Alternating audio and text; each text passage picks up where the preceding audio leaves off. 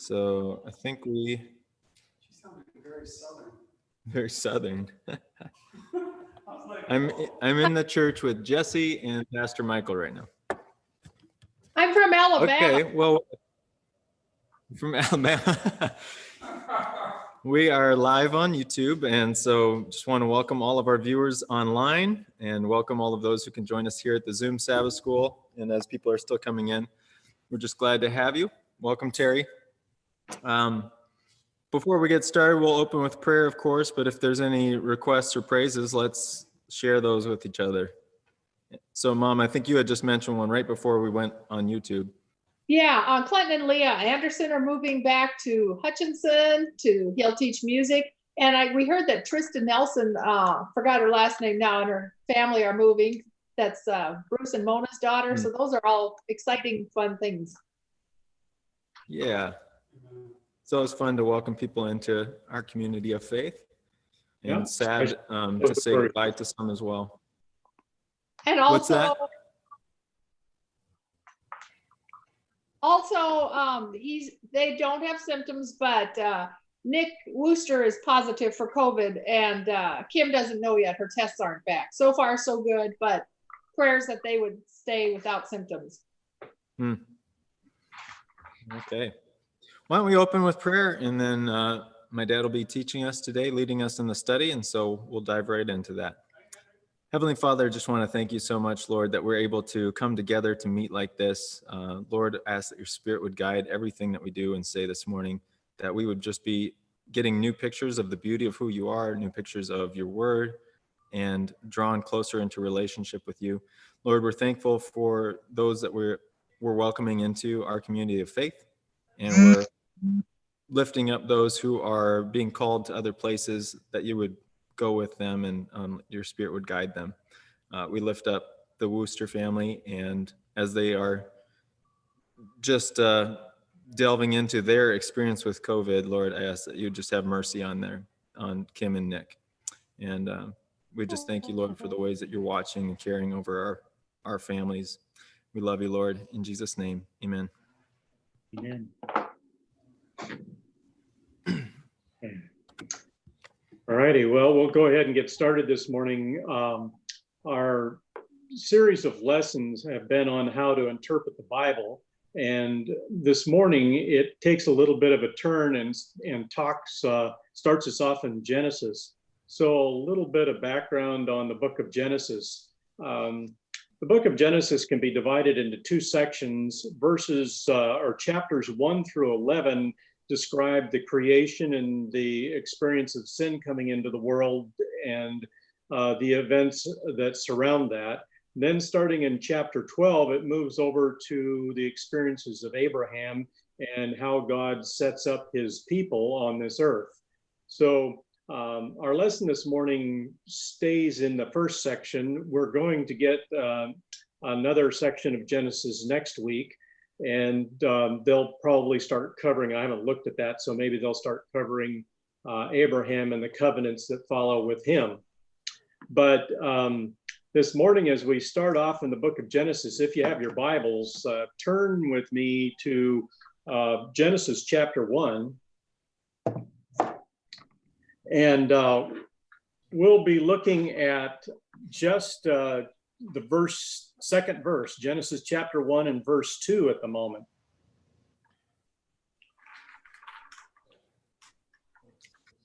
If somebody wants to volunteer to read that, go ahead. If not, I'll read it. Any volunteers? Sure.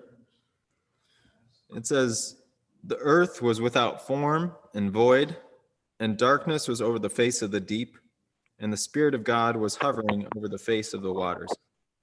Okay. So the question is what is this describing? I mean, is there a word in the English language that you might use to describe what this verse is saying? Anything come to mind? Well, this is just kind of from some previous study, but the Hebrew words, I don't know a lot of Hebrew words, but I just happen to know these two. And without form and void in Hebrew are tohu and bohu. And as you kind of unpack their meaning, it basically means without form is a good translation, and without fill, something that's unfilled, unformed and unfilled. And then as we start to go through the account, you'll see on the first 3 days of creation, God forms the first 3 days, and then he fills what he formed the next 3 days. So he's addressing this problem of it being unformed and unfilled. Yeah. So one of the other words that might come to mind in describing this verse is the word chaos. Everything is without structure. It's free floating. It's not organized. It's, well, the word chaos fits really well. And so what we have in this first chapter is a theme that's going to be reoccurring as we study the book of Genesis, and that is that God intervenes, inserts himself, and is in the process of moving us from chaos to structure. Yeah. To me, it's kind of, if you ever have flown in an airplane, as you're going up and you go right through the clouds, you look out and it's just fluffy all around you. There's nothing you could set your coffee cup on. So that's what I always think of when I think of that verse, how that must have looked. So this is maybe a kind of aside to the point here, but it just struck me at one point when God comes to creation and the Spirit's hovering over the face of the deep. That's before day one. That's before he says, "Let there be light." There is something there. And sometimes in scripture, there's places where like the deep of the ocean kind of gets compared to this abyss or like this void. And honestly, the mental picture I have currently of what God comes to is kind of this watery mass that's floating dark in space, just a watery blob.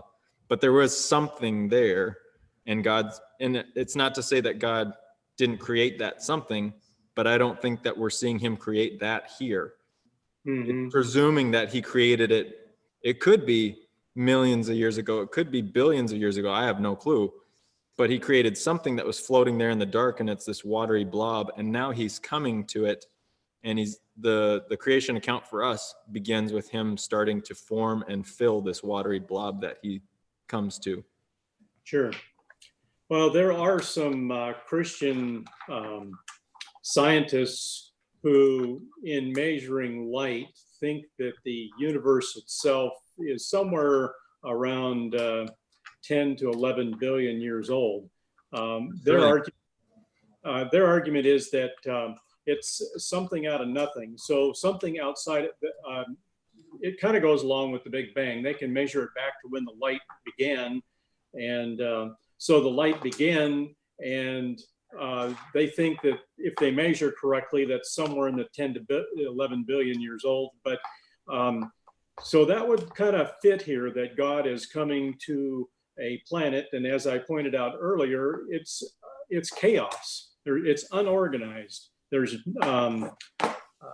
nothing really going on there, and God is in the process of making order out of chaos. Like I said, this is a theme that we're going to see over and over and over again in the book of Genesis, is God making order out of chaos. Because first God creates the earth, he creates order out of chaos. Then the devil screws it up and he creates order out of chaos. And then the humans screw it up and he creates order out of chaos. And we screw up our own lives and he creates order out of chaos. It's a reoccurring theme. Every time we mess up, God comes in and makes order out of it at, I might add, great cost to himself in most cases. So we'll see this theme reappear as we go over through the book of Genesis again. But right now we're going to start off at the very beginning in these first few verses. So in verse 1, it says, "In the beginning, God created the heavens and the earth. The earth was formless and empty in darkness, chaos." And he starts off by saying, "Let there be light." Why is that his first command? When we think of chaos, one of the things that might come to my mind is darkness. And so God starts off with creating something that only he can originate, light. Without him, there's nothing but darkness. And so he starts off his creation by saying there's light. Anyway, Can we just real quick think about the kind of the connection to what God does in our hearts and what God does in the lives of people? And I think John was one of the disciples that was real clear on the connection, because he starts out his gospel saying, in the beginning was the word. He's referencing in the beginning God created. And within a few verses, within verse 5, he's saying, the light that shines in darkness, there was darkness, the darkness couldn't overcome it. And he starts talking about Jesus being this light that comes and shines into the world and eliminates the darkness. So that theme is also picked up again in Hebrews, I believe, chapter 1, verses 1 and 2. So we get this theme not only in the Old Testament, we get it in the New. If you turn to Hebrews chapter 1, verses 1 and 2, says, long ago, God spoke many times in many ways to our ancestors, to the prophets. And now in these final days, he has spoken to us through his son. God promised everything to his son as an inheritance. And through his son, he created the entire universe. So even in the New Testament, it recognizes that God created, and that when it comes to the creation of this earth, it's actually Christ himself who's doing the creating. He's the one this planet was created for. This is his inheritance. It's almost like the contractor who has his son build a house and then gives it to him as a gift. He's creating it for himself. It's his inheritance. And so he's paying extra special attention to it. I have a question. Yep. So what was this light? We know it wasn't sunshine and stuff. Was it just bouncing off of Jesus, or what was that first source of light? I don't get it.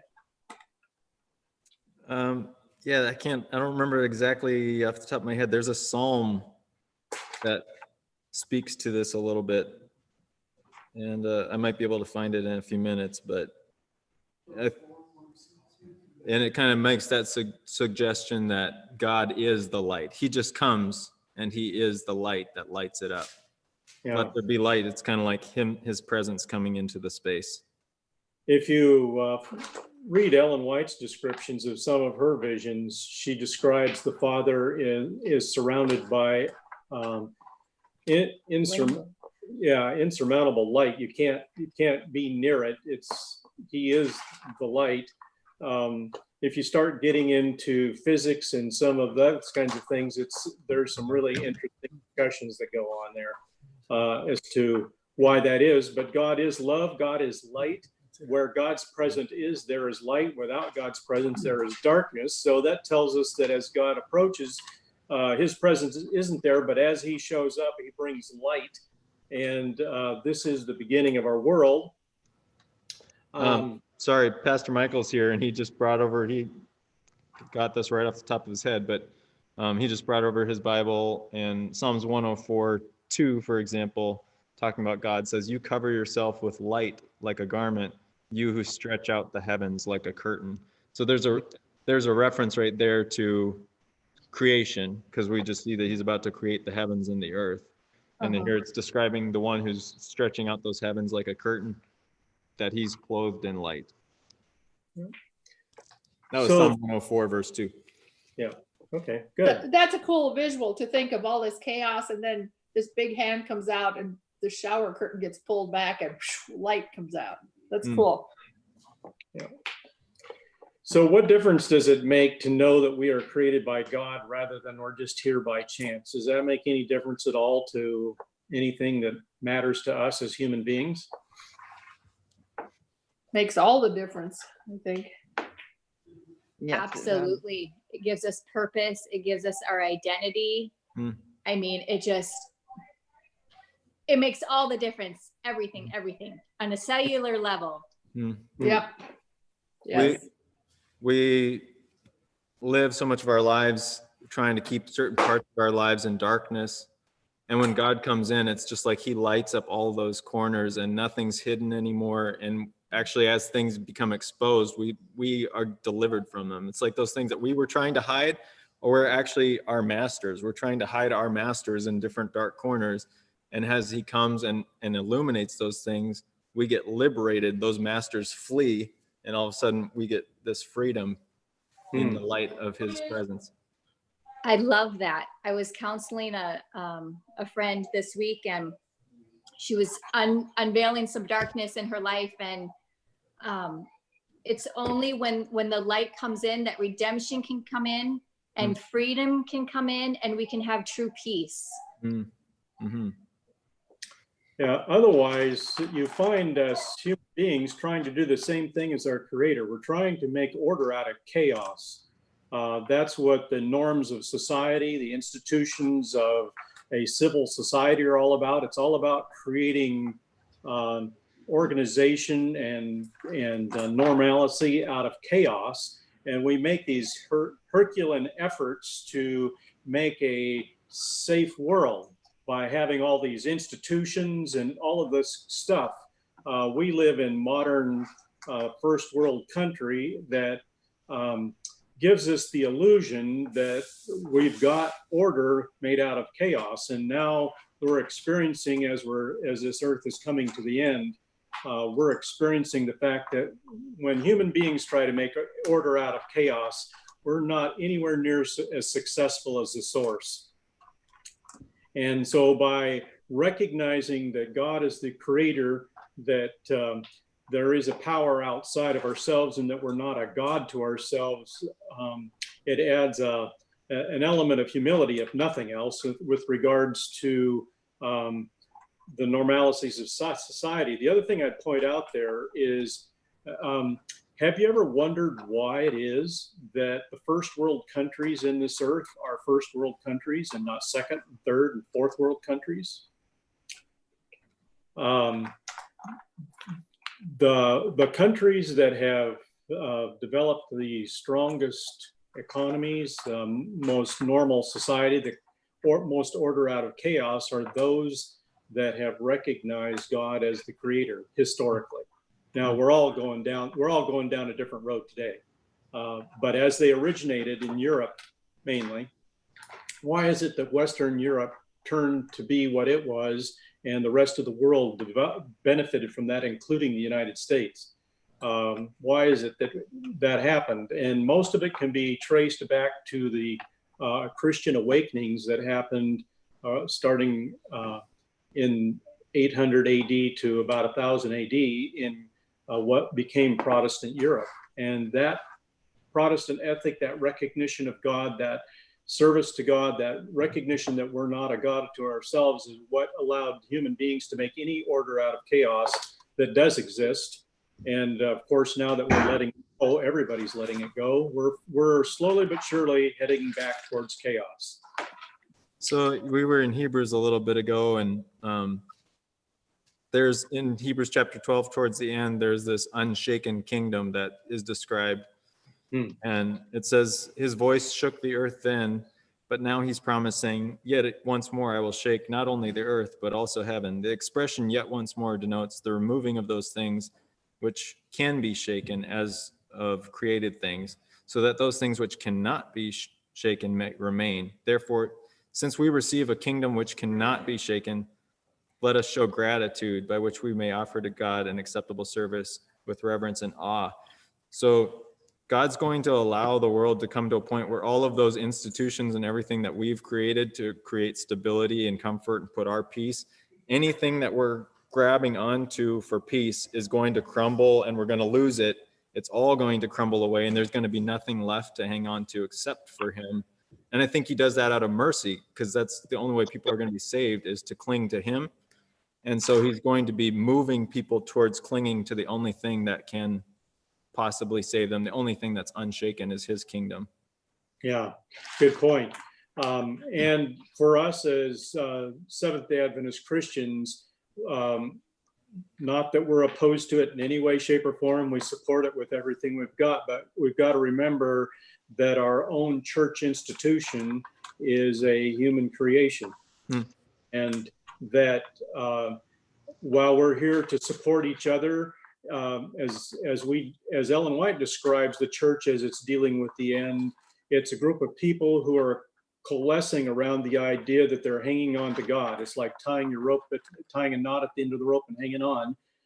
If we're depending on any of the human institutions to support ourselves, it's going to fail necessarily. And so this doesn't happen overnight. I think the reason why it's a slow process is so that God can slowly but surely pry our hands away from the things we cling to other than.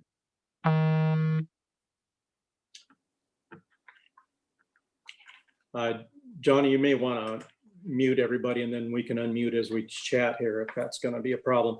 Let's move on to the days of creation. It starts off in Genesis chapter 1, verses 3 to 5, where we get a description of the creation.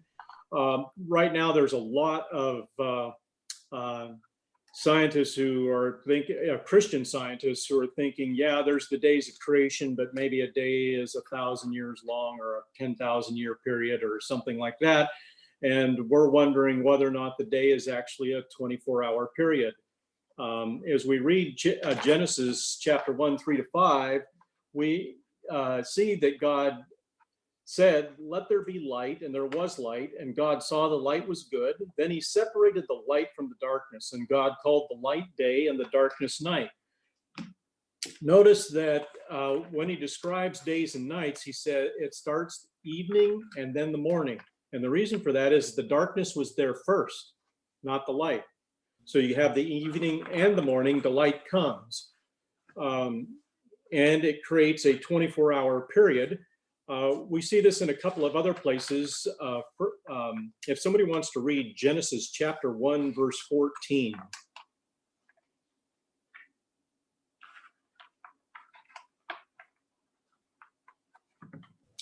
Genesis chapter 1 and verse 14. Yeah, somebody will get there. Just give them a second because it takes a little extra. Yep.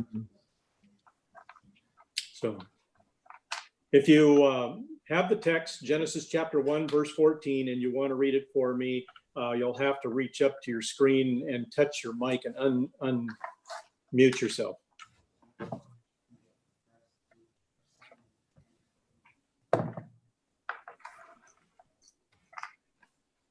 I'll read. I'm using the clear word this morning. Genesis 1:14, it says, then God said, let there be lights in the sky to help make a difference between nighttime and daytime, and let them only control the days, let them not only control the days, but also the seasons and the years. Okay. So if you know anything about astronomy, the lights in the heavens actually define the length of time that a particular element has. So we know a day has 24 hours, a month has approximately 30 days, and a year has approximately 365 and a quarter. And those times are set. Even non-Christian scientists will acknowledge that. And here's the Bible telling us that God created in 6 days, and then rested on the seventh. And it uses the word day, and the day is the same thing as described in verses 1:14. So all you have to do is learn a little astronomy to figure out what the times mean. They're actual 24-hour periods, actual days, and not something that's metaphorical. However, the other argument is that the Bible needs to be read somewhat metaphorically. You can go down that road too far, I think.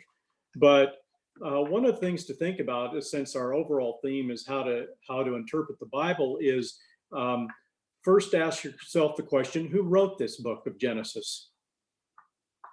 Moses. Okay, Moses wrote it. You got to remember that when Moses wrote this book, this stuff was already ancient history to him. Now, he seems ancient to us, but this is stuff that happened thousands of years before. So this is ancient history to him. And the next question is when Moses is writing this book, who's he writing it to? The Hebrews. The Hebrews. So, and where did the Hebrews come from? Well, you get a situation where God establishes his beachhead, and we'll get into this in the second part of Genesis with Abraham. But Abraham is not a nation. He's not a people. He's just a family. And they go down to Egypt for 400 years, and they come out a nation. Now, if you've lived someplace, let's say, I'll give this one. I'm of Dutch descent. At least my last name is of Dutch descent. Who knows how much Dutch there's actually in my genetics now? And the reason for this is that I have a cousin who does genealogies, and he can trace back our original ancestors back to Holland. And our original ancestor that came to the United States came to New Amsterdam in the year 1690. So that means that somebody with my last name's been on this continent now for quite a while, several hundred years. So I might think of myself now as a true North American because I've just been here for a while. So that's true for the Hebrews as well as they're in Egypt. They've been in Egypt for 400 years. Do you think they think of themselves as Israelites? No, they think of themselves as Jews for sure, from this particular family, but their culture is Egyptian. That's what they've grown up with. That's what they're infused with. And this makes some sense because we get into some discussions here about creation, and certain events start to take place, and we'll end up with sin coming in. And I want you to remember what I just told you when that happens. So, but before we do there, we want to stay with the days here for a moment. First of all, we get creation, and it ends on this seventh day, found in Exodus 20, verse 8. All of you who are Seventh-day Adventists are familiar with that text. We don't need to read it.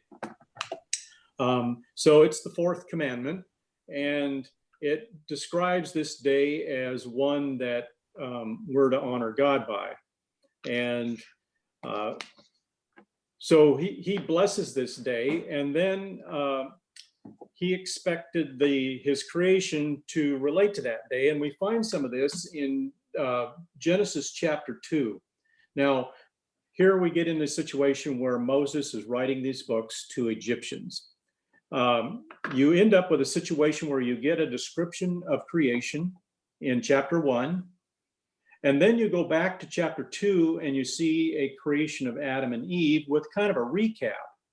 And part of the way the Hebrew language and the style of writing is you first tell the story from 40,000 feet, and then you tell the story from 10,000 feet, and then you tell the story from 5 feet, and you get right down to the minutia. So you end up with chapter 1 as the 40,000 foot view, and you get into chapter 2, and you're starting to get into the minutia and details of what happened in chapter 1. So that is how the Egyptians wrote, and that's of course how the Hebrews wrote. And I always have to remember Moses is writing to his original audience. And so while we might be able to gain things from reading these texts that they did not understand, whatever we gain has to be consistent with how they understood it. And like I said, when we get into how sin came into the world, that'll make even more sense. So next, let's go back and read Exodus 20, verse 8, if somebody would like to reread that and just kind of refresh our memory.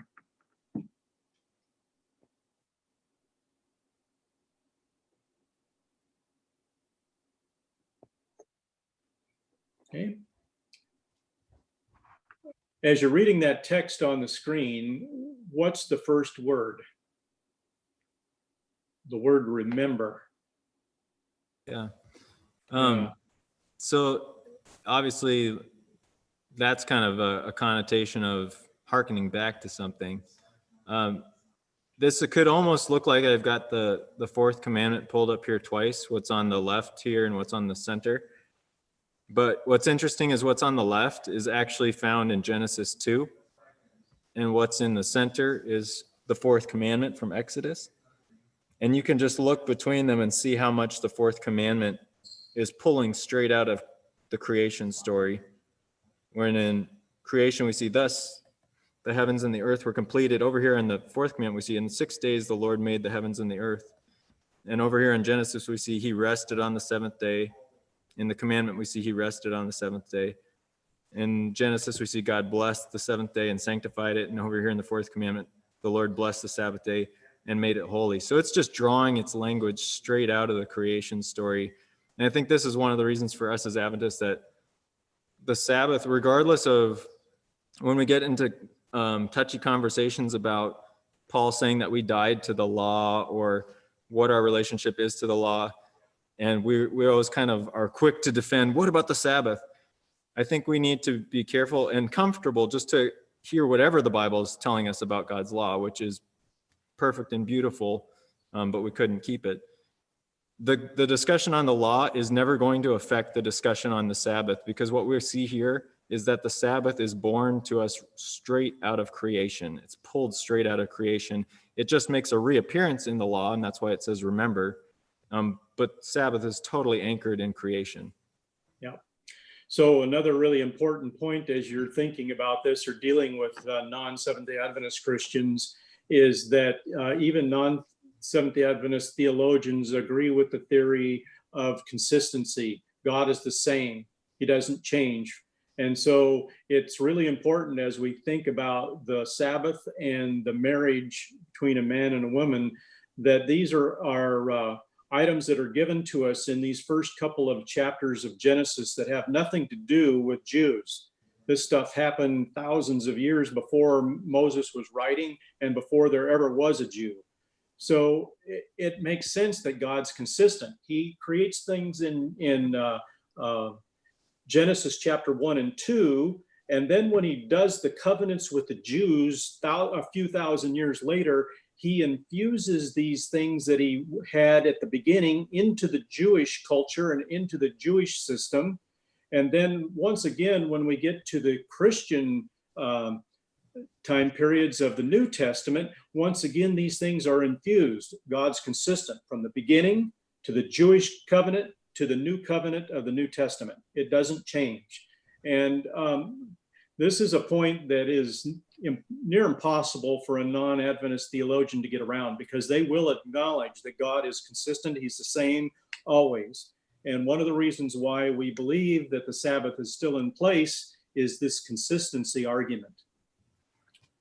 There's no basis for worshiping God in any other way. The other thing about the Sabbath, I'll say, is that if you're going to acknowledge God as the creator and not set yourself up as your own God, then God gets to choose how he's worshiped. He gets to define it. We don't get to define it. He gets to define it. That's one of the things that makes him God. And so here he's defining how he wants to be worshiped. And those people who choose to be a part of his family, choose to acknowledge him as God, will acquiesce to his request. Which isn't, yeah. I'm sorry to interrupt you. Go ahead and finish your thought. Did I interrupt, Dad? I thought that I didn't let you finish. No, I'm fine. I made my point. Okay. I was just going to kind of touch on looking at the Sabbath. It's not some sort of arbitrary, okay, God wants you to do this thing, but this is a necessary part of having a saving relationship with him. Is we need to be able to rest in what he's done for us. It has to be that way. We have to be able to rest in what he's done for us. Otherwise, this isn't going to work. We go on our own way and we cause destruction. And the Sabbath was a memorial, first of all, to rest in the created work that he had done, and that Adam and Eve weren't there to try to create something. Once they came into being, it was all created for them, and they were supposed to rest in it. The Sabbath then also kind of starts to take on this theme of tying into salvation as well. The salvation work that God's done for us. All we can do is rest in it, and it can't be any other way. We need to rest in it. We need to rest in what he's done for us in creation and in salvation. So it's not like an arbitrary, you guys need to do this. I'm wanting you to do this. I mean, the whole thing about this commandment is don't do any work. And then it says, don't let your son or your daughter or male or female servant or your cattle or the strangers staying with you, don't make them work. And so all it's saying is you need to rest, you need to give others rest. But the big picture here is that we're resting in what God's done for us, and it just has to be that way. Okay. And we might also address that rest and what it is. So I'll leave you with the thought that for me, the rest is focus. That God's giving us a period of time where he's saying, hey, all of the stuff that you normally have to worry about day by day, let that aside and focus on the relationship. We know from relationships with each other that without some time to focus on them, they can deteriorate. It doesn't mean that people won't stay committed to each other. We've all heard stories of husbands and wives who've been separated for years under circumstances beyond their control, but the relationship isn't as intimate. And you can see that in this story of Genesis, how things break down. So I want to do one more thing. I want to read Revelation chapter 14:7, and then we're going to move on to the marriage relationship. But before we leave the Sabbath, God describes why it is that we should worship him, and it's found in Revelation 14, verse 7. Somebody wants to read that. Or Johnny, if you want to pull it up on the screen. He preached in a loud voice. Oh, yeah. He preached in a loud voice, fear God and give him glory. His hour of judgment has come. Worship the maker of heaven and earth and salt sea and fresh water. Okay, so God's saying the reason why you should worship me is because I'm the source. I created it. And so this goes back to Genesis 1. The reason why God is because he was the one who actually made it all. Not only did he make it all, he created relationships. So when you get into the Genesis story, I'm going to go back to Genesis 1. It's found starting in about verse 26. In verse 26, it says, let us make human beings in our image to be like us. They will reign over the fish of the sea and the birds of the sky and the livestock and the wild animals on the earth and the small animals that scurry along the ground. So God created human beings in his own image. In his image, he created them. Male and female, he created them. So which one got created in God's image, the male or the female? Both. Both.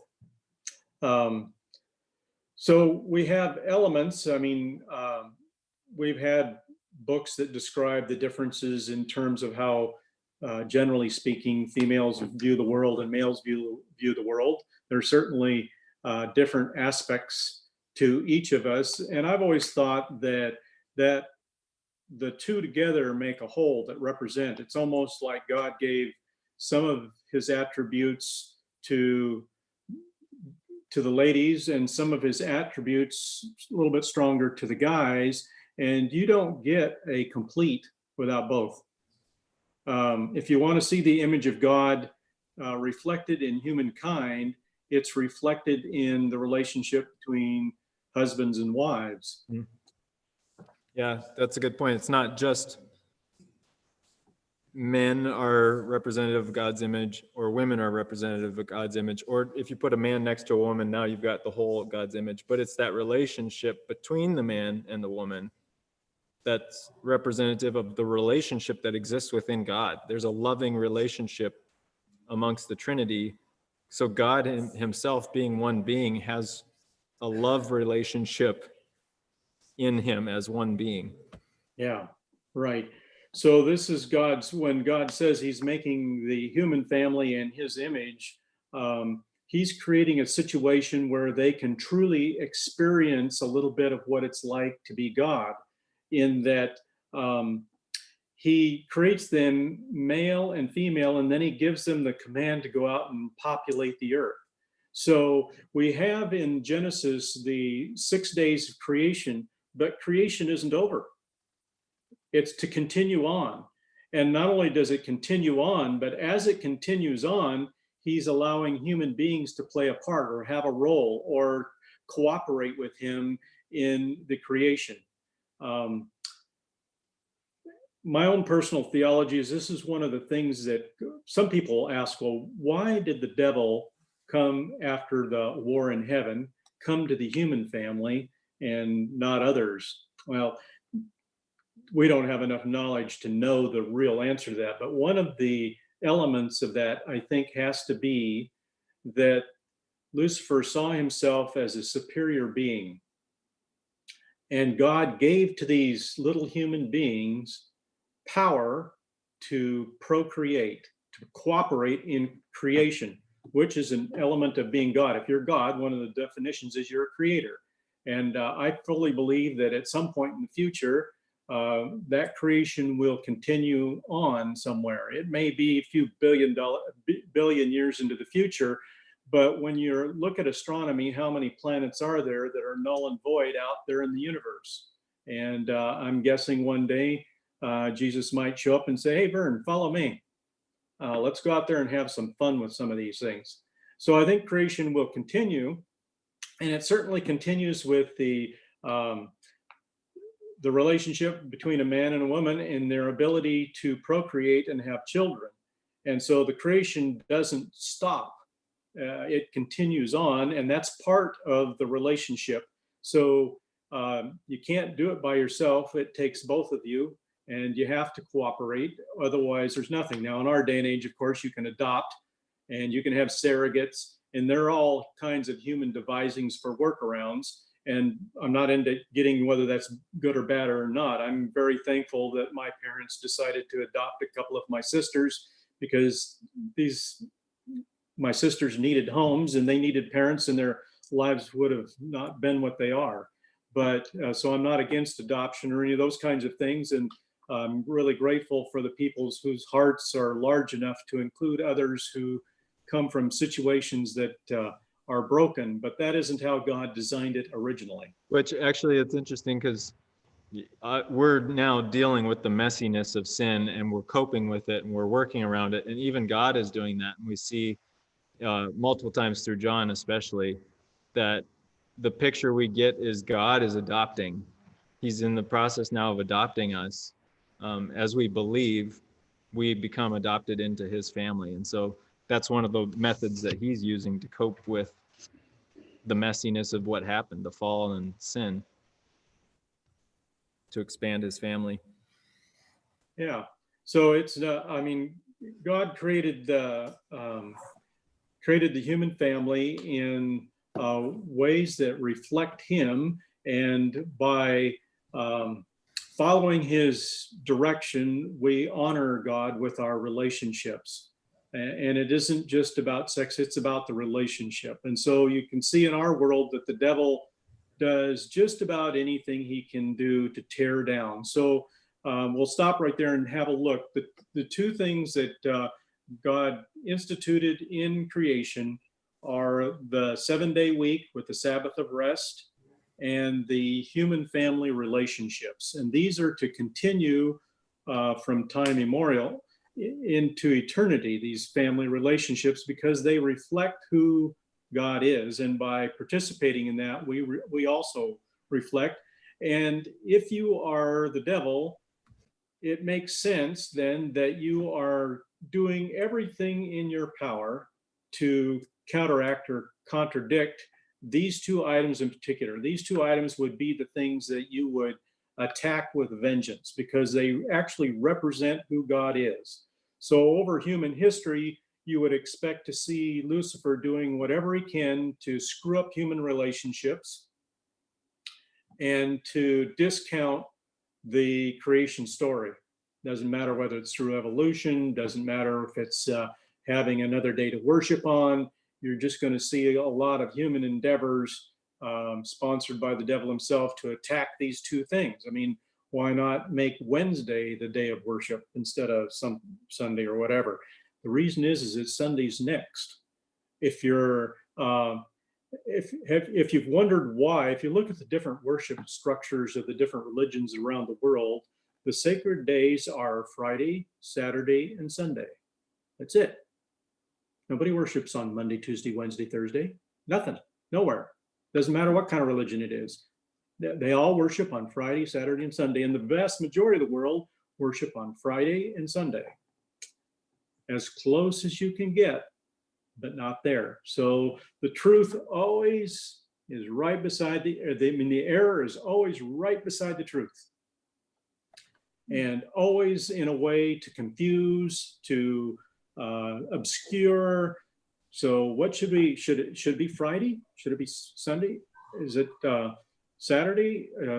What is it? So it's always trying to confuse. And the same thing happens with human relationships. So that kind of begs the question. So we deal with that kind of stuff in our world today. And as I see God dealing with sin, he's actually pretty practical. And I wonder if that's a indication as to how we as Seventh-day Adventist Christians need to deal with folks who have different sexual orientations. Rather than condemn, exclude, beat up, we kind of mess up relationships. And what does God do to us? He tries to make order out of chaos for us. As much as we mess it up, he's always there to step in and try to fix. So, I don't know exactly how that should play out. I don't have an answer for that one, but I have questions about. But we know, regardless, we know like anytime God is engaging in the relationship, it's always for the sake of reconciliation. Even if it's a rebuke in some cases, it's always for the sake of reconciliation. And if we can't interact with somebody on that level, then we're probably going to be doing more damage than good. Mm-hmm. Yeah. So, I don't know. I mean, there are lots of people who think that individuals who don't have the view of one man and one woman ought to be excluded. But if you look at all of the garbage that's been swept under the rug, even inside of that relationship, there are lots of people in traditional relationships who experience all kinds of abuse.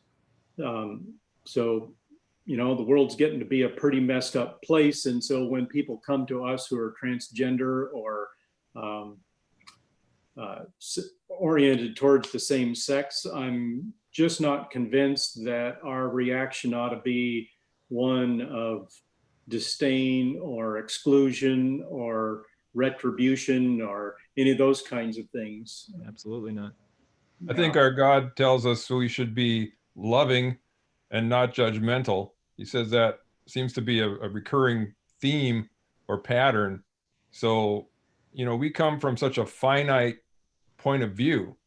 When we, as earlier you were talking about creation, and there's discussion whether it's a day, a week, a month, a year, 1,000 years, a millennium for each day. Why would we, in our human form, we can't even fathom a God who can do it. We're trying to put him into our parameters, in our frame of reference, that this has got to be 1,000 years to do what he did in one day. Well, if he can do it in 1,000 years, why can't he do it in 1 second or a millisecond? The whole thing. And his God, he can do whatever he wants. If we accept that and that he's all powerful, we have to just go with whatever it is. And who knows? The Bible says this is the way it is. Does it really matter to me? I just accept the fact that God is there and is all powerful. He created light. Who can create light?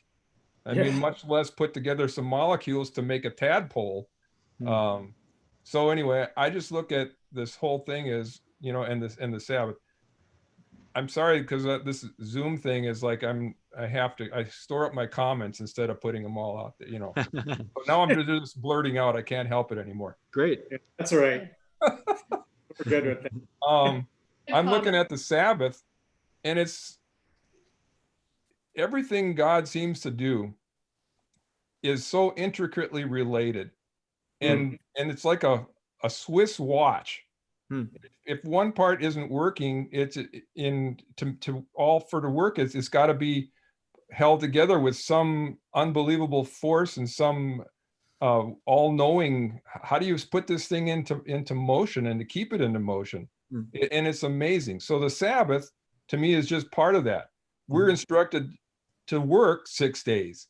He doesn't say just take off 6 days and then worship on the Sabbath. So it's all part of the same thing. And I'm finding that as I'm furloughed, that I'm really missing work. I think that's just part of our nature. God has built us to be productive human beings, and that's just, it balances out. He's just saying, just recognize me one day that there is a greater power. There's something more than me, than centered, the universe centered around me. I'm recognizing that God is creator, and God knows that we need some downtime too. If you're working full blast, you got to have some downtime, and what better downtime than to recognize that there's more to life than what is going on right in my little world here. And God is creator. He gave me life, and I'm recognizing that by worshiping him. Yeah, absolutely. What was the rest of transgender? Okay, well, I'll shut up for a little bit. I think we're almost at time here. That's I love that, Gary. Thank you for sharing. Just a quick comment. I don't have any disdain or any bad feelings toward people who choose a different lifestyle. I have more feelings of sympathy and feeling that in the big scheme of things, they're missing. Now, those of us that grew up on a farm understand the reproductive system quite well. And I would guess most of the people on the screen here have that understanding. And we understand that in nature, 2 bulls don't go off and have a calf, or 2 cows don't go off and have a calf. We understand that. It seems to me, though, that just about everything God created or instituted, Satan has somehow found a way to corrupt that, to find a way to get in there and just to tweak it a little bit, not to completely turn it upside down, make it, whatever, but just to stick a little knife or a screwdriver in there and just monkey it up a little bit, and it can still function and work, and everybody can feel good about things. But he just is able to do that just enough to cause people, what I consider, to lose all the benefits of a relationship with God. We've had personal relations with people who have chosen an alternative lifestyle. In fact, we had a young lady that lived with us for a year or two, and I think she still calls us her not her parents, it's a different term she uses, but she has chosen to marry another lady. Have we dropped our relationship with that woman? No. They come and they stayed at our house. They needed a vehicle. We let them use the vehicle. They're nice people, and we like them very much, but they well know that the style that they have chosen is different than what we believe. Now, I do think, though, that in some of these situations, they are a result of what has happened to the individual. And they are suffering the effects of evil that has been done to them or by their parents or grandparents or someone else within their family circle. And so it's hard for me then to judge that person as to how she has chosen to live out her life, knowing some of the background of what her life was in her childhood and childhood years. So I'm saying that basically to make the point that I need sometimes to be reminded that maybe I need to give people a little bit more slack or line. And at the final day, Keith is not going to be the judge. He's not going to decide who's going to get in and who's not. It's God. Yeah. And it's his job and not mine. And fortunately, he still to this day makes structure and organization out of chaos, and he can do that for our lives as well. Johnny, are we running out of time? Yeah, I think we're about at time here, guys. I'm so sad because I'm loving that you're starting to pop in with the feedback. This is the best part. But Eric, do you have a quick thing? Yeah, Johnny, I just wanted to say really quick, I think, again, ultimately God is the judge. And, I think too, we have to be a little careful about some of the way that we use the word choose with some lifestyles that are different than ours. I didn't choose to be heterosexual. That was just, it wasn't like I was presented with equal things of like, well, yeah, I think that's the way I've been since I was born, and I think that we have to be a little bit careful, especially when we deal with people that are living an alternative necessarily lifestyle. Some of the friends that I have, they would have chosen to be anything but the orientation that they are. And that's something that they have identified with from the time that they were little. And so, again, I just think, we need to be very careful in, and again, always erring on the side of loving people. And again, I think that, Keith's point is very well, God ultimately is the judge. I don't have to worry about doing that myself. And my job with him is to love and to let people know that there's a God that loves them, no matter where they're at.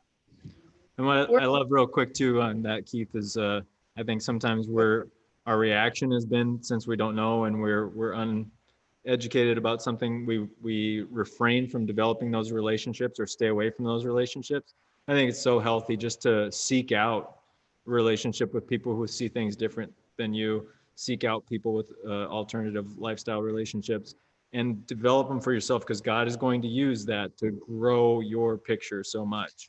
Our picture stays so much smaller when we sequester ourselves from that relationship. We're called to love, not to fix. Yeah. I'm sorry, guys. I don't mean to take the last word on this because now it's just blowing up. This is a great conversation. But love you all. And I think we need to close out. Dad, do you have anything you want to end on?